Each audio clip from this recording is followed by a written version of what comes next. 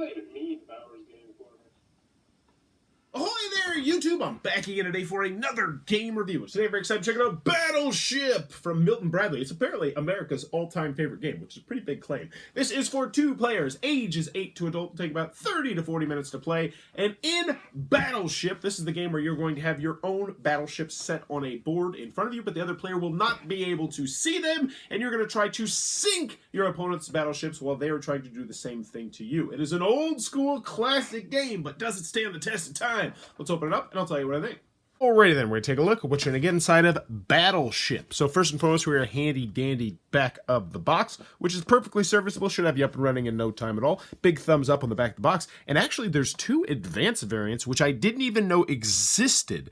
There's what's called a salvo game and an advanced salvo game. And how the salvo game works, and it actually really takes these into play, is that if you're behind, you're essentially going to get to start launching more shots at the other teams. How it works is instead of just saying, like C9, C8, taking 1 shot at somebody, you take 5 shots at somebody, and then as you sink their ships, you're going to take 4 shots and 3 shots and 2 shots and 1 shots. So it's going to have kind of a catch-up mechanism there. Really interesting, but also easily abused, which we'll talk more about in the pros and the cons. The advanced salvo game also is going to make it so that you will announce when something is a hit, but they won't know exactly where the hit is and where the miss is. It's very bizarre. I tried it once, was not a fan, but I'll talk more about that later. So in Battleship, each player, there's only a 2-player game, is going to have one of these cool little containers right here. It's going to contain 5 ships, some stuff up here, some stuff down here, and white and red pegs. At the beginning of the game, you're going to set up your ships however you want to, as long as they're not diagonal like so.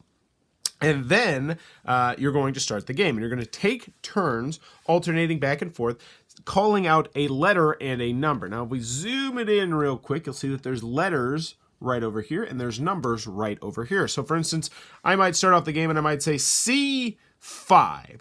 And then the other player is going to look at their ships down here. They're going to look at C5, and they're going to say either hit or miss. If they say miss, you're going to put one of the white doodads in there. If they say hit, you're going to put one of the red ones there, and you'll know that their ship is, in fact, on C5. Either way, the next player is going to take a turn, so they might say, D8, and I'd go down to D. They go 1, 2, 3, 4, 5, 6, 7, 8. It'd be hit. So I'd put a hit, and then I put a red marker there to represent that they have in fact hit me. You also can put white ones down here if you want, but you do run the risk of running out of white ones if you play a lengthier version of the game. Some people do it, some people don't do it. I don't think it really matters, but whatever you want to do. So then it goes back to my turn. I now know that there's nothing at C5, so maybe I'll go down to E7. So I'd say E7, and you say hit, and I'd say yes, hit it. Hit it and quit it. Yeah. So that would be the hit right there. Then the other person would go, and they'd probably go like, D7, because they're trying to hit this thing again.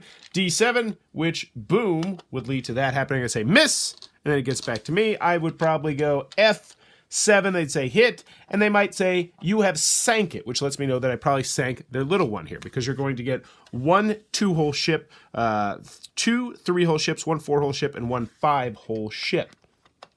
Once you sink somebody's ship, you're going to take one of your tokens and boop, put it right up there to represent that you have in fact sank one of their ships. And once you have sank all their ships, you will be the winner of the game. And that, in a nutshell, is how you're going to play Battleship.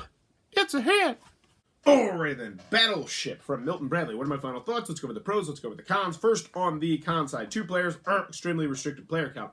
Also, the game has been surpassed by different versions of Battleship. I played a Battleship Pirates of the Caribbean, which I thought was better than this game. I played the Electronic Advanced Mission Battleship, which I thought was a better version of this game. And I'm sure there's countless other different variants on Battleship, which are better than this game because at its purest and simple form, this is a very repetitive, dull game. You're going to be doing the same thing over and over and over and over again. There's no bells, there's no whistles, there's no fancy stuff, which some people are going to like. And there's some people who are watching this video that are like, that's exactly what I want. I don't want any of this new crud that they're putting, did I really say crud? Yeah, all this new crud they're putting into Battleship. I want the pure and simple Battleship, which if that is the case, then yes, I can still recommend Battleship to you. It is still an okay to good game based on your opinion of the game.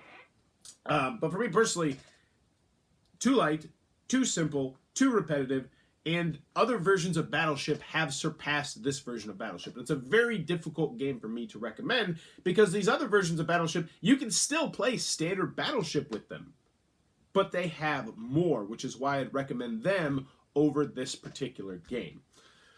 Any other cons that I have with this game, it stretches out a little bit longer than you might want it to. While I was really excited about finding out about the salvo game. So there's a salvo game, not quite sure what that means, but it's it's a different variant where you're actually going to be announcing at the beginning of the game 5 different spots as opposed to 1 different spot. And then as you progressively sink ships, you'll go from 5 guesses to 4 guesses to 3 guesses, 2 guesses down to 1 guess. And I thought that was really fascinating, really interesting, and it really does speed up the game.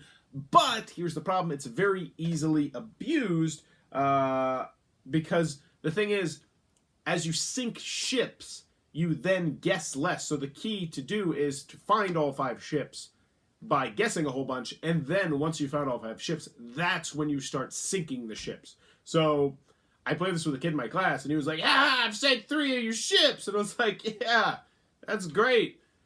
I'm still guessing 5 times, and I know where all 5 of your ships are, and then I proceed to absolutely crush him. So it is a broken game. I'm sure you could house rule it by making it so that once you find a ship, that's when you lose the right to guess, 5 times, 4 times, 3 times, whatever. But still, yeah. And there's also an advanced salvo game where when you guess, you don't actually know for sure where the hits and misses are. I didn't like it. It was very confusing for both me and the kids. So there you go. Moving on to the pros, what you want to know. Does Battleship stand the test of time? And I'm going to go with yes. Asterisks. Playing it with kids, the kids still love this game. They love the repetitiveness. They love the easy to learn, easy to teach aspect of the game. They love the components of the game. They love hitting somebody's ship. And it's like a bad girlfriend or a bad boyfriend where it's like most of this game is boring and dull and miss. But then when you get that hit, it's like, oh, they bought me flowers. What, you got me the new Call of Duty, babe? That's spectacular. It's like that hit. It's like the hit is so good that it cancels out the misses for these kids. But as an adult, it no longer works that way. I'm like, wow, most of this game is really just me putting in white pegs and you putting in white pegs, and every once in a while we get a couple hits here and there. And it's a very hard game to recommend. In fact, the only way I can recommend... You know what? I can't recommend this game to anybody. Because here's the thing. There's other versions of Battleship which are better than this version of Battleship. They are the original version of Battleship plus more. So even if you just want the original version of Battleship, you can play that, but then in the future, you can add more to the game, which I like. And so I'm going to recommend those versions of Battleship over this version of Battleship if you insist on picking up Battleship. If you don't insist on picking up Battleship, I will tell you that kids will still have fun with this, but there are better games. There are games that have surpassed this game for both for children and for older kids as well. And that's another thing. This is supposed to be the pros. I'm supposed to talk what I like about this game. It's easy to learn. It's easy to teach. It's the kind of game where I taught it to a couple kids in my classroom that were 7 and 8 years old, and they were teaching it to other kids. It's so simple, which I think is why it stood the test of time for so long. It's one of those games that you don't have to read the rules, which people absolutely adore. It doesn't matter if they're mass market gamers or, hobby gamers. When you don't have to read the rules to remember how to play the game, that's what people love, and this is that sort of game. So in the end, Battleship, while I cannot recommend the vanilla Battleship, I will still say kids still really, really like this game. It's still an okay game. So in the end, Battleship, the original game, not recommending, but if you go get one of the other different versions, the theme versions, the electronic version, I can recommend those as long as 2 players, repetitive, all the sort of Battleship-y stuff that I've already mentioned. So there you go. If you enjoyed this review, please sure to click on that subscribe button down below in the comments below. Let me know, what was your game of choice as a kid? What was that board game that you're all about? For me personally, it was Connect 4.